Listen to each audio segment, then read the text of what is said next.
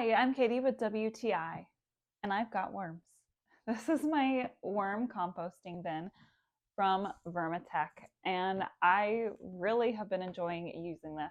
I've only had it for a few weeks now, but so far my worms seem to be fat and sassy. Now, you would think that taking care of worms, having your own worm farm, would be simple and easy, not anything to think twice about. Well, you're right, it is simple and easy, but you definitely need to put some thought into it. And there is an easy to follow instruction manual that comes with this.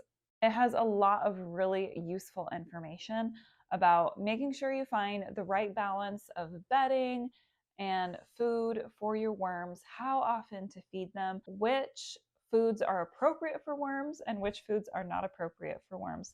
Did you know that they are picky eaters? Well, they are.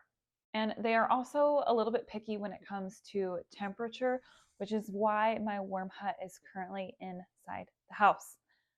You don't have to keep it inside the house all year round, but we're about a month into spring and we've had some snow and we've had some frost. So I brought it inside and I've been keeping it in here to keep them nice and warm and safe.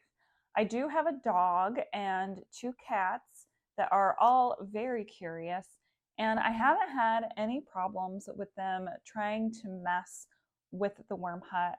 It's a really complete set that's easy to figure out, easy to use, and it's really been fun for me and for the kids to have worms in the house. I love being a worm farmer. It's been one of the easiest jobs that I've ever had, thanks to this VermiHut by VermiHut. And that's my point of view.